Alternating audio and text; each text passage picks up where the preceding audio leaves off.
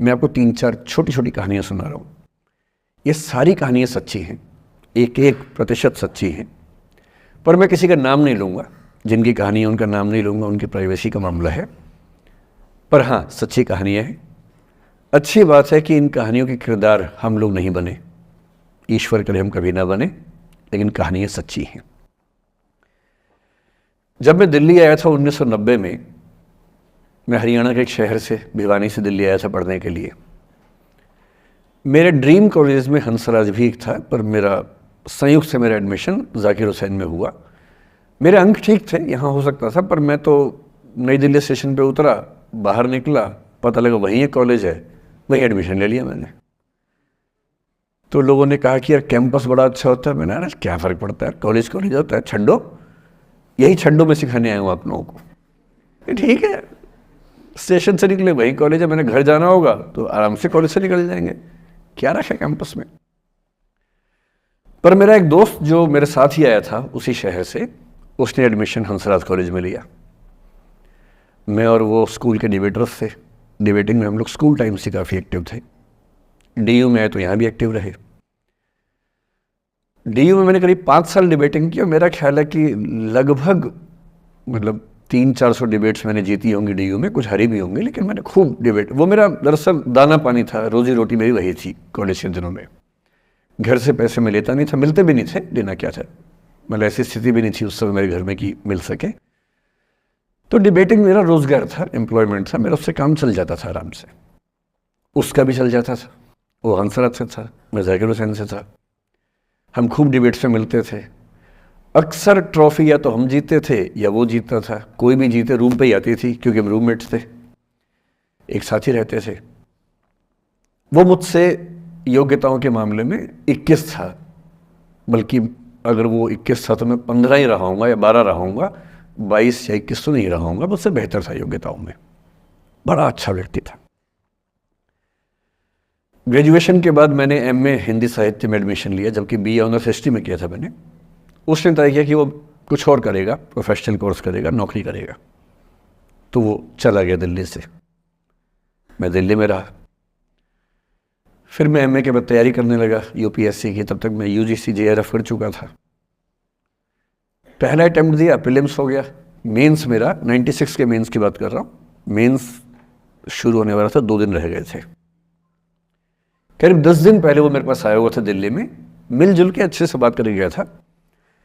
उन दिनों उसका एक प्रेम संबंध कहीं हमारी ही एक मित्र के साथ चल रहा था। हम सब दोस्त थे, तो उनमें से 2 लोगों का आपस में एक अफेयर था। मुझे नहीं पता क्या हुआ, लेकिन मेरे मेन एग्ज़ाम से 2 दिन पहले रात को 12 बजे एक फ़ोन आया और ये बताया गया कि मेरे दोस्त ने फंदा लगा के अपनी जीवन लीला समाप्त कर ली है। वो दिल्ली से दूर था कहीं, और जिस व्यक्ति के बारे में मेरी राय ये थी कि उतना जीवट वाला व्यक्ति कोई हो नहीं सकता, जो ज़िंदगी से हार सकता ही नहीं, जिसके होने से कई लोग हमेशा जीता हुआ महसूस करते हैं, वो चुपचाप एक बंद कमरे में ज़िंदगी से हार गया। मैं आज तक नहीं समझ पाया कि ऐसा कैसे हुआ। बाद में टटोला, उसके पेरेंट्स से बात हुई, भाई से बात हुई, उन्होंने उसकी याद में एक सोशल वर्क शुरू किया ताकि किसी और बच्चे को ऐसा ना करना पड़े। तो जो हल्का हल्का अनुमान हुआ वो ये कि शायद कुछ ऐसा था रिलेशनशिप में जो नहीं संभल पाया था, और रिश्ता टूट ना जाए इसका दबाव बहुत ज़्यादा था, और वो दबाव झेल नहीं पाया। इस उम्र में ऐसा फेज़ आता है, कई बार आता है। ये एक कहानी है, हंसराज कॉलेज से ही जुड़ी है, इसलिए मैंने सोचा कि वहीं से बात शुरू करूँ। नाम जैसा कि मैंने कहा मैं नहीं बताऊंगा, तो नाम बताने का मतलब भी नहीं। और वो जिसकी मैं कहानी सुना रहा हूँ, आप लोगों के जन्म से पहले की बात है। आप तो सब 21वीं सदी वाले बच्चे होंगे ना, जेन ज़ी होंगे आप सब लोग, तो ये तो बहुत पुरानी बात है। एक दूसरी कहानी सुनाता हूँ। मैं आपको 2-3 कहानियाँ सुनाऊंगा, फिर उन सबका सार निकाल लेंगे एक साथ हम लोग। दूसरी कहानी ये है कि जब मेरा सिलेक्शन हो गया 97 में, मतलब 96 अटेम्प्ट में पहली बार में मेरा सिलेक्शन हो गया था, मैं एक्सटेंशन लेके तैयारी कर रहा था और डीयू में मैं पढ़ा भी रहा था उस समय। तब मैं शायद डीएवी कॉलेज में था या अग्रसेन को, मैं 2 जगह पढ़ा है डीयू में, तो उनमें से किसी कॉलेज में पढ़ा रहा था उस समय में। तो उस समय एक लाइब्रेरी है कैंपस में ही, सेंट्रल रेफरेंस लाइब्रेरी, आप जानते होंगे, CRL बोलते हैं, जो विवेकानंद जी की स्टैचू है उसके सामने ही वो लाइब्रेरी है। उस लाइब्रेरी में नीचे सब बैठ के पढ़ते हैं और टॉप फ्लोर पे रिसर्च फ्लोर है जहाँ MPhil PhD वाले बच्चे पढ़ते हैं। मैं उस समय शायद PhD कर रहा था या MPhil खत्म हुई थी, वहीं बैठता था, पढ़ता था रोज़। कई दोस्त पढ़ते थे हम लोग वहाँ। हम सुबह 8 बजे लाइब्रेरी खुलते ही वहाँ घुसते थे, रात को 1 बजे निकलते थे लाइब्रेरी बंद होने के समय। तो वहाँ एक छत थी, छत पे छोटी सी कैंटीन थी जहाँ हम लोग जब जब बोर होते थे दिन में 3-4 बार जाके चाय पीते थे। चाय पी ली, बिस्किट खा लिया, थोड़ी गप्पे मार ली, वो सब वहाँ करते थे। तो वहाँ मेरे बहुत सारे दोस्त थे, उनमें से कई लोग अब बहुत सीनियर सिविल सर्वेंट्स हैं, कुछ लोग प्रोफेसर्स हैं DU में। 2 बच्चे थे मुझसे जूनियर, 3-4 साल जूनियर थे, बड़े प्यारे बच्चे थे। मुझे उस समय तक पढ़ाई लिखाई का शौक अच्छा खासा हो गया था, तो वो रोज़ मेरे साथ बैठते थे केवल बात करने के लिए। किसी मुद्दे पर बहस करनी है तो बहस होती थी, समझते थे। फिर मुझे पता लगा कि वो दोनों रिलेशनशिप में हैं, रिश्ते में हैं, दोनों ने शादी भी कर ली। उनकी योजना DU में पढ़ाने की थी या सिविल सर्विस की भी थी, शायद पता नहीं। मेरा इंटरेक्शन बहुत ज़्यादा उसके बाद रहा नहीं उनसे, क्योंकि मैं सर्विस में चला गया था।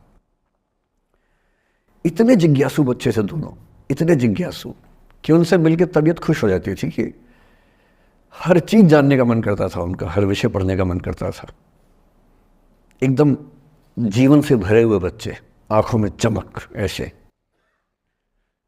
फिर दोनों की शादी हुई तो मैं शादी में जा नहीं पाया, क्योंकि मेरा रिश्ता सिर्फ लाइब्रेरी में 1 घंटा गप मारने वाला था, उससे ज़्यादा था नहीं रिश्ता उनके साथ। फिर सुनता रहता था कि मैं सब बढ़िया चल रहे, पढ़ाई कर रहे हैं, तैयारी कर रहे हैं।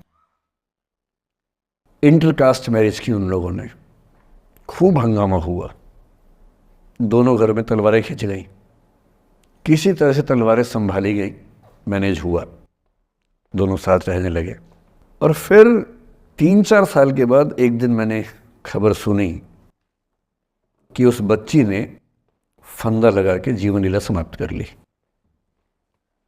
ये बात भी दिल्ली विश्वविद्यालय की। ये उस दौर के सब लोग इस कहानी को जानते हैं। मेरे ख्याल से ये दोनों कहानी आपकी प्रिंसिपल मैडम जानती होंगी, नहीं ध्यान कर पाएंगे तो मैं उनको जैसे नाम बोलूँगा अकेले में वो तुरंत समझ जाएंगे मैं किसकी बात कर रहा हूँ। मैं आज तक नहीं समझ पाया कि ऐसा क्या हुआ होगा।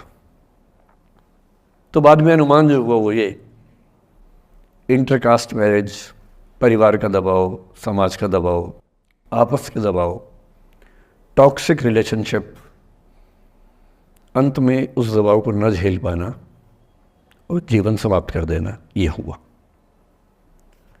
ये 2 घटनाएं हैं। एक तीसरी घटना ये है कि दिल्ली में आज से 25 साल पहले घटना घटी। आप लोग तब बस पैदा हुए होंगे, घुटनों में चल रहे होंगे, या उससे 5-7 साल पहले की बात रही होगी। ये घटना दिल्ली के सब सीनियर लोग जानते हैं, जिनकी उम्र 35-40 साल है वो सब जानते हैं इस घटना को। मोबाइल फ़ोन में वीडियो नया नया आया था उस समय। अब तो आपके हर फ़ोन में वीडियो है, अब तो सामने भी है, ताकि आप वैसा वाला मुंह बना के सेल्फी खिंचवा सके। पाउट बोलते हैं ना, मैं उसको देसी भाषा में सूअर जैसा मुंह बोलता हूँ, और वैसा ही बनता भी है, क्यूट क्यूट सा सूअर जैसा मुंह बना के लोग सेल्फी खिंचवाते हैं, उसको बोलते हैं पाउट। तब तो कैमरा फ़ोन में पहली बार आया था, तब लोग अभ्यस्त नहीं थे। अब जैसे आप लोग कितने अभ्यस्त होंगे, हम भी होने लग गए। अब हम किसी से बात करते हैं तो हम ये एज्यूम करके चलते हैं कि उसने फ़ोन में कुछ ना कुछ ऑन कर रखा होगा, या तो आवाज़ रिकॉर्ड करेगा या वीडियो बनाएगा। तुम कितने केयरफुल होकर बोलते हैं, कितने कॉन्शियस रहते हैं। और सर्विलांस सोसाइटी की सबसे बुरी बात यह है कि हम हमेशा चौकन्ने रहते हैं, हम सहज हो ही नहीं पाते। सहज रूप से 2 लोग बात कर लें, हो ही नहीं पाता। तो मैं तो अपने ऑफिस में कई बार ऐसा करता हूँ, जब हम 3-4 लोग बैठते हैं इनफॉर्मल बातचीत के लिए, हम सब अपना अपना फ़ोन कमरे के बाहर छोड़ के आ जाते हैं, फिर 2 घंटे बात करते हैं, इस भय से मुक्त होके कि कहीं कोई रिकॉर्ड तो नहीं कर रहा। ये हालत है आज की। उस ज़माने में तो फ़ोन थे। मोबाइल फ़ोन आया था भारत में लगभग 1995 के आसपास पहली बार। बड़ा महंगा था, 16 रुपये प्रति मिनट इनकमिंग, 16 रुपये प्रति मिनट आउटगोइंग, ये रेट से उस समय। और फ़ोन वो थे जिनसे आप कील भी ठोक सकते हैं, वैसे वाले फ़ोन थे, बटन वाले फ़ोन थे। नोकिया एक कंपनी थी, उसके फ़ोन हुआ करते थे। उसके 4-5 साल के बाद क्या हुआ, पहली बार किसी कंपनी ने फ़ोन में कैमरा लगा दिया। ये बात उस समय के लोग नहीं समझते थे।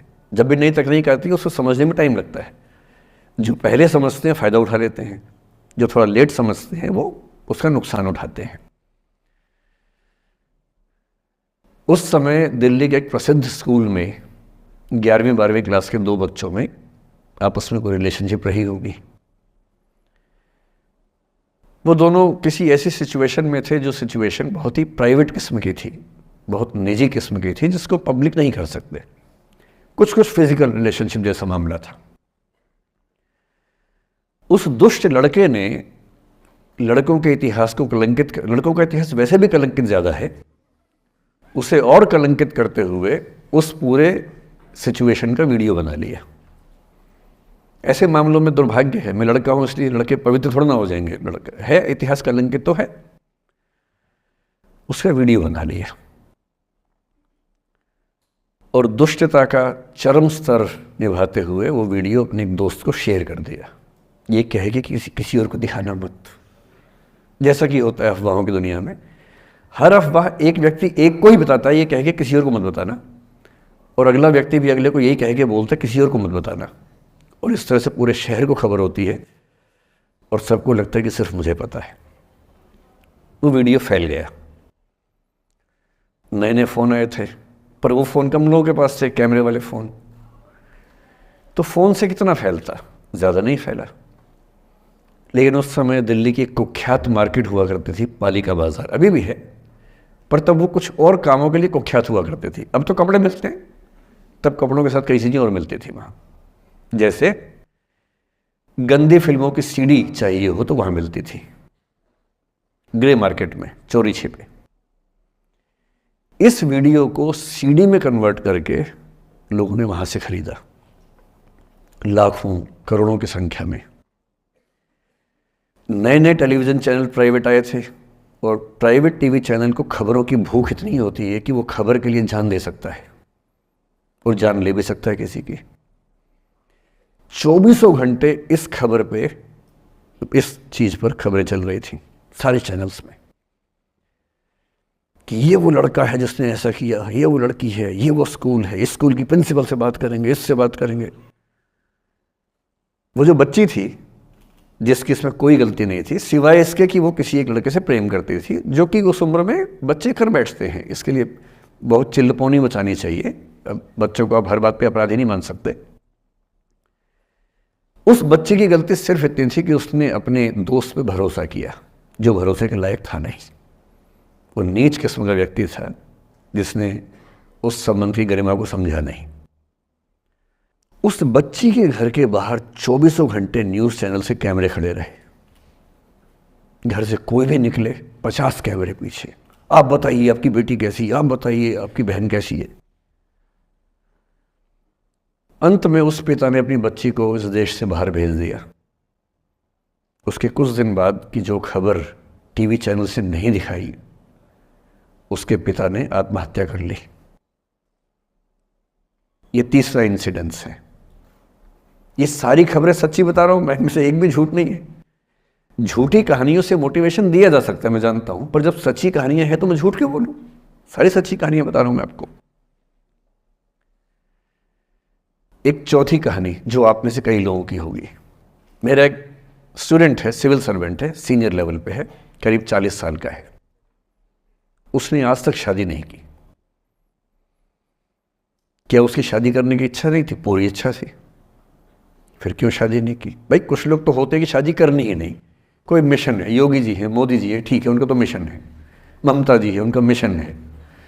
पर जिसका जीवन में ऐसा कोई मिशन नहीं है और जिसको प्रेम करने का मन भी करता हो, वो तो शादी करता है आमतौर पे। उसने शादी क्यों नहीं की जानते हैं? जब वो 25-26 की उम्र में था, जब वो मेरा विद्यार्थी भी था, एक दिन मेरे पास आके बोला कि सर एक बात करना चाहता हूँ। मुझसे मेरे स्टूडेंट्स ऐसी बातें खूब करते हैं पर्सनली आके, अब तो मैं टाइम कम दे पाता हूँ, पहले तो ये सब होता रहता था क्लास के अलावा। एकदम रोता हुआ आया, आंखों में आंसू भरे हुए बहुत सारे। मैंने क्या हो गया भाई? तो फिर उसने किसी का नाम बताया कि सर वो भी मेरी स्टूडेंट थी, कि सर उसके साथ रिलेशनशिप थी, उसने धोखा दिया है मुझे। अच्छा, धोखा देने वाली कहानियाँ मुझे बहुत अपील नहीं करती। मेरा मानना है कि दोनों पक्षों की गलतियाँ होती हैं। आप केवल अपने पर्सपेक्टिव से सोच सोच के धोखा करते रहते हैं, ऐसा थोड़ा ना होता है भाई। कुछ तो मजबूरियाँ रही होंगी, कोई यूं ही बेवफा नहीं होता, कुछ तो वजह होगी ना। आप थोड़ा उसकी वजह, उसका भी तो, उसकी कहानी भी तो सुनिए। और मैं जब जब दोनों कहानियाँ सुनता हूँ मुझे लगता है कि मामला ग्रे है। आप किसी एक पे उंगली उठा ही नहीं सकते कि इसने ऐसा किया। दोनों की गलतियाँ होती हैं, ऐसा थोड़ा कि एक की होती है। बहरहाल इन भाई साहब को ऐसा लगा कि धोखा हो गया उनके साथ। तो मैंने कहा चलो कोई बात नहीं यार, हो गया तो हो गया, तू नहीं कोई और सही, ऐसा क्या है। इतनी बड़ी दुनिया है, 8 अरब की आबादी अब है, उस समय भी 6-7 अरब तो थी। मैंने कहा 3.5 अरब 350 करोड़ में कोई तो होगी तुम्हारे लिए, ऐसा क्या है, कोई और देखेंगे। पर वो थोड़ा ज़्यादा सेंटिमेंटल था उस समय। धीरे धीरे पता नहीं उसके मन में क्या बैठ गया, उसके मन में ये बैठा कि दुनिया की सारी लड़कियां धोखेबाज होती हैं। ऐसे मूर्खों की कमी नहीं है दुनिया में, ऐसे बहुत मूर्ख हैं। दर्शन की दुनिया में इसे अवैध सामान्यीकरण कहते हैं, इलिसिट जनरलाइजेशन। इसका मतलब बहुत छोटे सैंपल के बेस पे ये समझ लेना कि ये थियरी पूरे ब्रह्मांड पर लागू होती है। एक लड़की ने धोखा दिया, मान लीजिए धोखा दिया, धोखा इसने दिया कि उसने दिया कि किसी ने दिया, जो भी कहानी हो, एक सैंपल से ये मान लेना कि सब ऐसे होते हैं। और उसके बाद से उसने कम से कम 10 बार कोशिश की, 10 लोगों से मिला, बातचीत की शादी के लिए। डेटिंग तो क्या करेगा 40 की उम्र में, लेकिन हाँ बातचीत करके देखा कि शायद रुचियाँ मिल जाएं, स्वभाव मिल जाए तो शादी के बारे में सोचें। हर बार 3-4-5 मीटिंग के बाद वापस हट जाता है। अब तो मैंने पूछना बंद कर दिया है। जब तक मैं पूछता था, बोलता था कि सर 3-4 मीटिंग के बाद लगता है कि ये भी वैसी ही है। मैंने कहा भूल जाओ भाई, उससे भूल जाओ, बात खत्म हो गई। उसके बच्चे घूम रहे हैं आजकल स्कूल में, अब तुम कम से कम शादी तो कर लो। वो भाई साहब आज तक अकेले हैं, और अब तो बाज़ार में मूल्य भी कम हो गया उनका, अब विकल्प भी ज़्यादा नहीं मिलते हैं। अब जो विकल्प मिल रहे हैं वहाँ उसकी रुचि और कम हो गई है। तो पूरी संभावना है कि वो जीवन अकेले ही गुजरेगा उसका। एक अंतिम एग्जाम्पल देके फिर मैं निष्कर्ष की तरफ बढ़ूँगा। मैं एक IAS ऑफिसर को जानता हूँ, 2 IPS को जानता हूँ, बहुत योग्य लोग, देश के सबसे अच्छे संस्थाओं से पढ़े हुए लोग, प्रॉपर IAS प्रॉपर IPS में नौकरी करने वाले लोग, और इन तीनों ने अपना जीवन समाप्त कर लिया नौकरी में रहते हुए। क्यों? क्योंकि नौकरी और घरेलू जो दुविधाएं थी उनको झेल नहीं पा रहे थे, ना झेल पा रहे थे, ना भूल पा रहे थे। लेट गो नहीं कर पाए तो गिव अप कर दिया। और इसलिए मुझे अक्सर लगता है कि जितनी चीज़ें हम सिखाते हैं बच्चों को, हिस्ट्री, इकोनॉमिक्स, लिटरेचर, वो सब ठीक है, उनका भी महत्व है। शायद उससे ज़्यादा महत्व इस चीज़ का है कि ये समझें कि अपने इमोशंस को कैसे मैनेज करना है। जब जीवन में ऐसा लगे कि सब खत्म हो गया है, जब जीवन में लगे कि बहुत टॉक्सिक किस्म की लाइफ हो गई है, उससे बाहर कैसे निकलें, शायद ये सबसे महत्वपूर्ण लेसन होता है जो हम सबको सीखना चाहिए। मैंने कहीं से सीखा नहीं है, ना मैंने ऐसी किताबें पढ़ी हैं। हालांकि मैंने 2 किताबें मंगवाई हैं पिछले हफ्ते, पढ़ी नहीं है अभी तक, तो मैं किताबों के बेस पे नहीं जानता कैसे सीखते हैं, लेकिन ज़िंदगी से तुम सीख सकते हैं। इन कहानियों का सबका एक ही सार है, वजह अलग अलग है। एक व्यक्ति ने इसलिए अपना जीवन समाप्त किया कि वो रिश्ता उसके हाथ से छूट रहा था।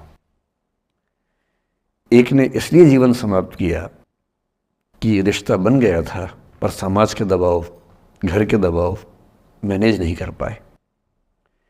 एक ने ज़िंदगी भर शादी नहीं की सिर्फ इसलिए कि वो पुरानी यादों को भूल नहीं पाया। अरे एक बार गलती हो गई तो हो गई, आगे तो संभावना जीवन में है भाई, क्यों इतना हावी रखना उस चीज़ को दिमाग के ऊपर। कुछ लोग देश की सबसे अच्छी नौकरी में होकर हर पैमाने पर सफलता की हर कसौटी पे खरा उतरने के बाद जीवन नहीं बचा पाए, क्योंकि दूसरों की नज़र में आप बहुत सफल हो जाए, अपनी नज़र में शून्य हो, तो फिर जीवन कैसे बने, जीवन कैसे बचे। इन सारी कहानियों का मूल भाव एक ही है, अगर आप खुद को हैंडल नहीं कर सकते तो दुनिया को क्या हैंडल करेंगे।